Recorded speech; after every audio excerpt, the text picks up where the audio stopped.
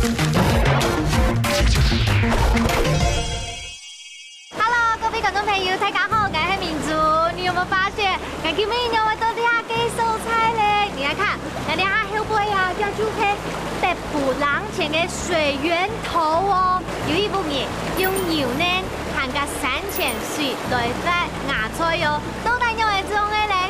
对啊，老弟看到，老板到底你的这个豆芽菜是种在哪里啊？今天看就有秘密，真的，怎么感觉这好密密集体，全黑的？可以来看一看。好，进去看看。好，豆芽小王子，我们进来这里面，灯光为什么要调的这样子，这么暗，而且还有点绿色的灯在那里？对啊，因为我们那个绿光啊，是防止绿豆芽变成绿色，会长绿叶。就是在我左手边这个，这就是已经长出来的豆芽菜。哇，刚才那个喷出来的就是你们的山泉水哦。对，没错，就是我们山泉水。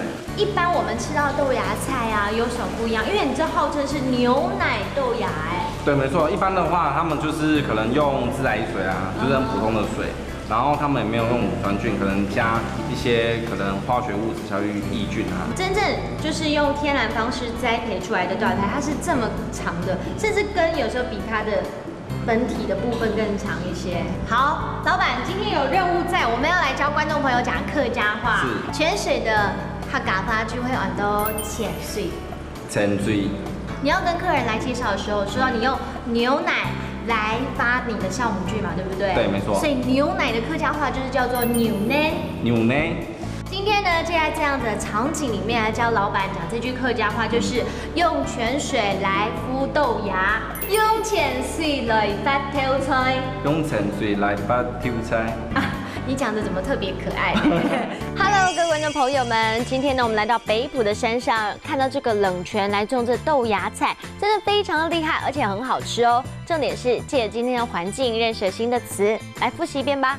来看到第一个词就是泉水。浅水，浅水。第二个呢就是牛奶，牛奶，牛奶。第三个来学到一整句话哦，来看这句话就是用泉水来敷豆芽，用浅水来发豆菜，用浅水来发豆菜。你们都有学会了吗？下次自己去品尝看看吧。我们下次见喽，拜拜。